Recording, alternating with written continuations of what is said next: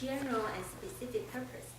Organize the speech in a manner that best achieves those purpose.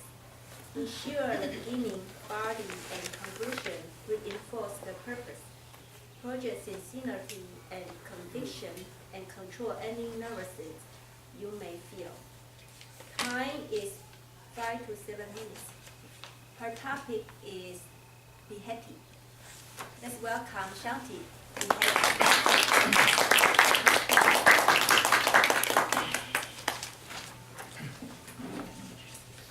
Hello, fellow Toastmasters.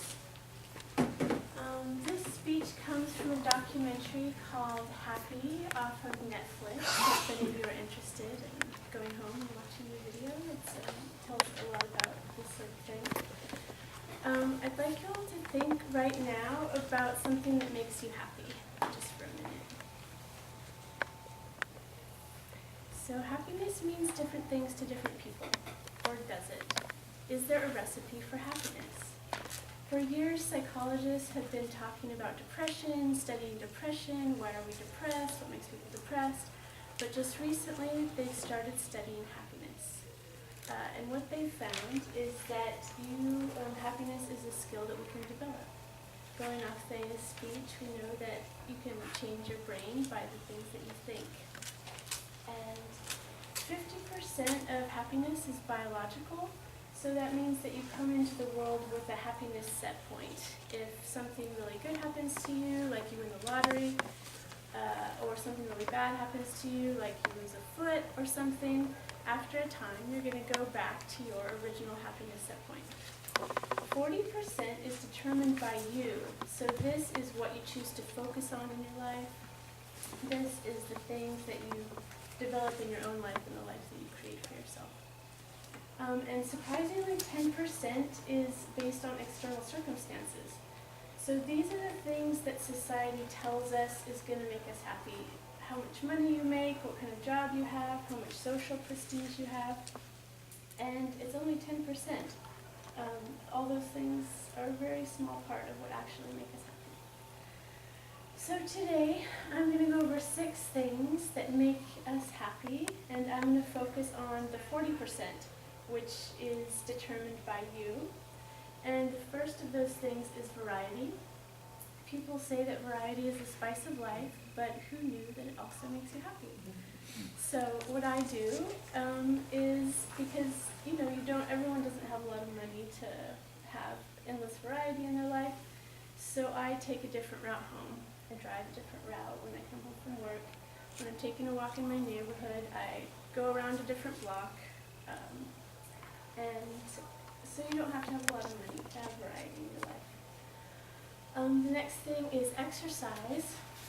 When you exercise, it releases dopamine in your brain, and so the dopamine gets released, and then there's neurotransmitters in your brain that accept the dopamine, and this creates happiness.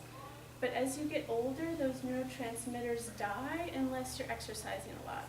So this is why it's really important to stay active, especially as we're all getting older.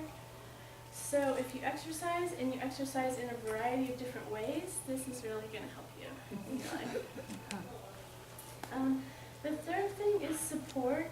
People that report having large amounts of happiness all report having strong, supportive family and friends in their life. So it's really important to have people around you that you feel are really supportive. So there's 2 types of values. One is extrinsic and one is intrinsic. Intrinsic values are creating change within yourself, making yourself a better person, coming to Toastmasters, working on yourself and improving yourself, learning how to play an instrument, doing things in your community that help other people, things that are creative within yourself.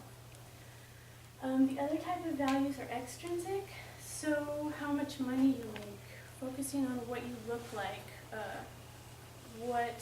being popular in a general sense, not really connecting with people, but being sort of famous or something. So people are happier when they have intrinsic values. So the fifth thing is focusing on something bigger than yourself. This just means that you are in a community, that you have some sort of spirituality in your life, that you get outside of yourself in any way that you want to, creating relationships with others. You can meditate on compassion, you can be kind to strangers, something that is outside of yourself. And then the sixth thing is being grateful. You can make a gratefulness journal that, every week you can say 3 things that you're grateful for, and this will actually make you a happier person. So we all want to be happier people. I hope that this has been helpful for you and that you're taking something away from this. Do something different this week. Thank you.